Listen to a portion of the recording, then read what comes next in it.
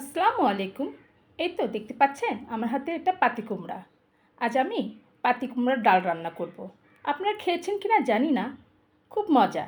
দেখুন কেমন করে রান্না করি, আপনারা বাসায় একবার হলেও রান্না করে খাবেন, খুব মজা। আজ আপনাদের সঙ্গে একটু গল্প করতে চাই, আমার খুব গল্প করতে মন চাচ্ছে।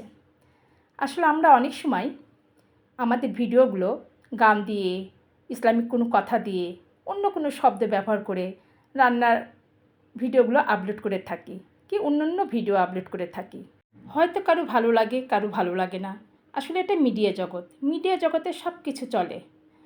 আসলে আমরা যখন পেজে কোনো কেউ কাজ করি, বিশেষ করে রান্নার ভিডিওগুলো ছাড়ি, আমরা সবাই গৃহিণী, আমাদের এই শত ব্যস্ততার মাঝে হলেও আমরা বাসায় থেকে হয়তো বা একটু চেষ্টা করছি বাসায় থেকে কিছু ভিডিও আপলোড করে আমরা যদি নিজের পায়ে দাঁড়াতে পারি।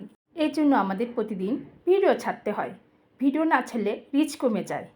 আর এই ভিডিওতে কেউ যদি লাইক দিয়ে লাইক উঠে নিয়ে যায়, কি সাবস্ক্রাইব দিয়ে সাবস্ক্রাইব উঠে নিয়ে যায়, তবে আমাদের রিচটা আরও কমে যায়। এজন্য প্লিজ আপনারা ভেবেচিন্তে, আমাদের যদি ভিডিও ভালো লাগে লাইক দিবেন, কিন্তু লাইক দেওয়ার পরে কেউ উঠে নেবেন না। সাবস্ক্রাইব যে যদি করতে চান, তবে চিন্তা ভাবনা করে সাবস্ক্রাইব করবেন।